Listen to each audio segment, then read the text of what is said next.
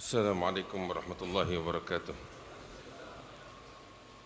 Di dalam nasihat dan mau'izah yang disampaikan oleh tetamu kita Al-Habib Muhammad bin Hussein bin Ahmad bin Alawi Al-Habsyi, beliau mengatakan segala puji bagi Allah Subhanahu wa taala atas segala anugerahnya, atas segala karunia-Nya, atas segala pemberiannya. Dia adalah Allah Subhanahu wa taala yang menciptakan alam semesta beserta isinya.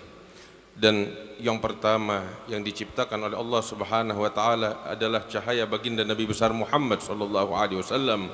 Fanuru hadzal habib awwalu makhluqin baraza fil alam.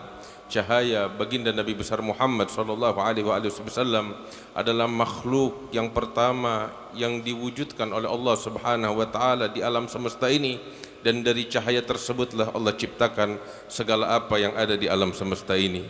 Kemudian baginda Nabi Muhammad sallallahu alaihi wasallam, dari cahaya beliau diciptakan segala apa yang ada di alam semesta ini, termaksud mereka para nabi dan utusan-utusan Allah Subhanahu wa taala.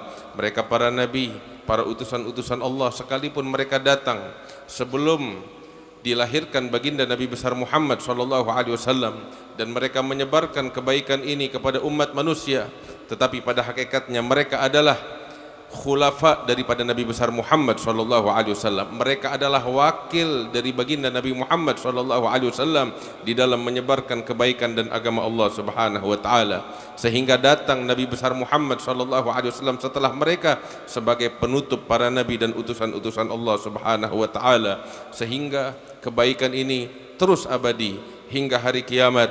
Para sahabat, keluarga Nabi Muhammad sallallahu alaihi wasallam mewariskan perjuangan baginda Nabi Muhammad sallallahu alaihi wasallam di dalam menyebarkan agama dan kebaikan yang datang dari Allah yang dibawa oleh Nabi besar Muhammad sallallahu alaihi wasallam, sehingga di antara mereka adalah Imam Ahmad Al-Muhajir yang hijrah ke negeri Hadramut, menyebarkan agama Allah, menyebarkan kebaikan ini di tengah-tengah mereka, sebagaimana juga datang ke tengah-tengah kita, ke negeri Indonesia dan Nusantara ini para penyebar-penyebar Islam yang terdahulu dengan membawa kebaikan yang begitu banyak, sehingga tersebarlah agama Islam dan kebaikan ini di tengah-tengah umat di Nusantara ini. Dan di antaranya datang setelah mereka Al-Habib Ali bin Muhammad bin Hussein Al-Habsyi, yang mana beliau adalah seorang pewaris yang mewarisi Nabi besar Muhammad sallallahu alaihi wasallam. Kita mendengarkan sejarah biografi kehidupan Al-Habib Ali bin Muhammad Al-Habsyi radhiyallahu taala anhu wa arda. Semuanya adalah pelajaran yang penting yang dapat kita petik, sehingga kita mendengar dari manaqib yang dibacakan bahwasanya keberadaan Habib Ali Habsyi, kelahiran beliau tiada lain adalah perwujudan daripada dakwah yang diniatkan oleh kedua orang tuanya. Tadi kita dengarkan bagaimana ayah beliau Al-Habib Muhammad bin Hussein Al-Habsyi ketika beliau ingin menikah dengan seorang wanita, yaitu ibu Al-Habib Ali, tujuan utamanya adalah untuk menyebarkan dakwah Nabi besar Muhammad sallallahu alaihi wasallam. Niat utamanya adalah meneruskan perjuangan Rasulullah sallallahu alaihi wasallam, sehingga tujuan utama daripada pernikahan adalah memberikan manfaat kepada umat manusia sekalian. Sehingga ketika beliau lahir, ibunda beliau yaitu Al-Hababah Alawiyah senantiasa mendoakan Al-Habib Ali di dalam doa-doanya. Di antara doanya adalah, ya Ali, Allah yu'li magamak fid dunya wal akhirah. Didoakan oleh ibunya, wahai Ali, semoga Allah meninggikan magammu, martabatmu di dunia dan di akhirat. Sehingga Allah Subhanahu wa taala mengabulkan doa ibunya. Di berbagai penjuru semua menyebut nama Habib Ali Habsyi. Di berbagai penjuru semua mengambil manfaat dan ilmu daripada Al-Habib Ali bin Muhammad Al-Habsyi. Sehingga guru beliau Al-Habib Abu Bakar bin Abdullah Al-Attas itu pernah mengatakan kepada Habib Ali, anta satakun magnatisul qulub ya Ali, engkau akan menjadi magnet bagi hati umat manusia wahai Ali. Dan diijabah oleh Allah Subhanahu wa taala harapan daripada gurunya, sehingga beliau menjadi kunci kebaikan di tengah-tengah umat manusia.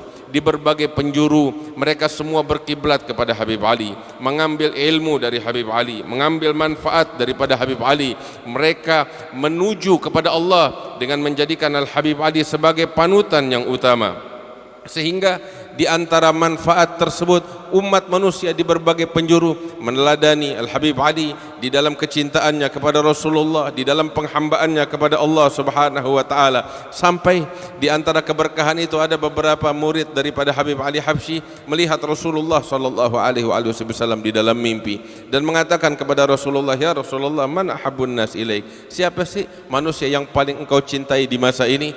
Maka Nabi Muhammad sallallahu alaihi wasallam katakan, menjawab, adalah Ali bin Muhammad al-Habsyi. Salah satu yang paling aku cintai adalah Ali bin Muhammad al-Habsyi. Kemudian datang juga ke negeri kita ini Al-Habib Alawi bin Ali bin Muhammad al-Habsyi, meneruskan perjuangan ayahnya, menebarkan kebaikan. Kemudian datang Al-Habib Anis yang juga ada di tengah-tengah kita. Ini semua tiada lain tujuannya agar kebaikan ini terus berlangsung kepada umat manusia sampai hari kiamat. Dan tujuan utama didirikan daripada Igamatul Haul, daripada majalis yang ada saat ini, pengajian-pengajian, acara haul yang diadakan, tujuannya adalah agar kebaikan ini terus menerus ada di tengah-tengah ummah, agar tujuannya adalah kita sekalian dapat menjadikan mereka para aulia, para salihin sebagai panutan kita. Tujuannya adalah agar kita menjawab seruan Allah, panggilan Allah Subhanahu wa taala. Dan managib yang barusan dibacakan daripada kehidupan Al-Habib Ali Habsyi, inilah hakikat kehidupan yang seharusnya kita jalani, yang harusnya kita wujudkan di dalam kehidupan kita. Segala keburukan yang menimpa umat, segala problem yang menimpa kita, tiada lain penyebabnya ketika kita berpaling dari seruan yang dibawa oleh Nabi besar Muhammad sallallahu alaihi wasallam. Segala keburukan tiada lain menimpa kepada orang-orang yang tidak memahami tujuan mereka diciptakan oleh Allah Subhanahu wa taala. Karena itu hadirin yang dimuliakan Allah Subhanahu wa taala, hendaknya kita pulang dari peringatan haul yang kita hadiri ini dengan perubahan yang lebih baik di dalam kehidupan kita, dengan kesungguhan kepada Allah Subhanahu wa taala. Kita memperbaiki hati kita, karena sesungguhnya Allah Subhanahu wa taala tidak melihat kepada tubuh kita. Innallaha la yanzuru ila suwarikum wala ila ajsadikum walakin yanzuru ila qulubikum. Yang Allah lihat adalah hati kita, yang Allah lihat adalah niat kita.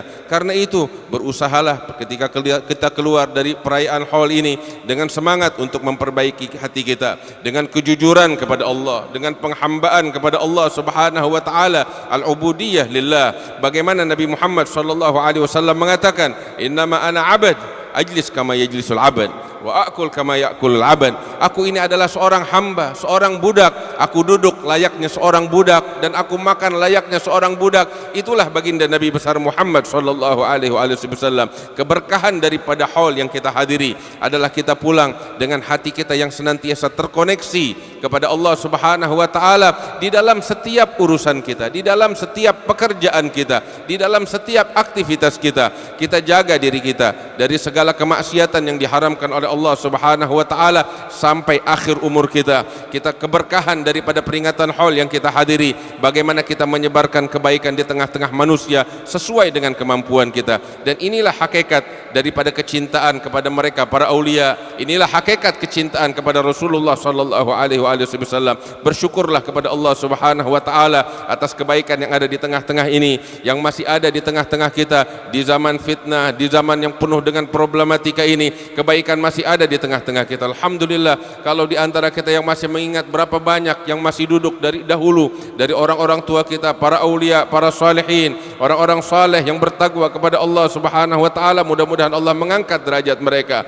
dan mereka berada di atas kebaikan, di atas keridhaan Allah Subhanahu wa taala. Karena itu jagalah kebaikan ini, lestarikan kebaikan ini dan sebarluaskan kebaikan ini di tengah-tengah ummah. Dan kita pulang dari sini dengan tekad dan semangat untuk mendidik anak-anak kita, keluarga kita, dan jaga mereka dari pergaulan-pergaulan yang tidak baik, khususnya dari media, dari alat-alat yang ada di tangan anak-anak kita. Habib Ali Habsyi juga mengingatkan kepada kita, suatu amalan, suatu perkara kita jalankan sebagai bekal kita di dalam kehidupan kita. Setiap hari minimal kita duduk dengan keluarga kita, dengan istri kita, dengan anak-anak kita. Setiap hari kita duduk dengan mereka, ajarkan mereka ilmu, berikan bimbingan kepada mereka dan nasihat. Inilah yang akan membawa kebaikan untuk kita sekalian. Hadirin yang dimuliakan oleh Allah Subhanahu wa taala, ini sedikit ringkasan yang bisa saya terjemahkan dari apa yang disampaikan di dalam nasihat Al-Habib Muhammad bin Husain Al-Habsyi. Mudah-mudahan membawa manfaat untuk kita sekalian.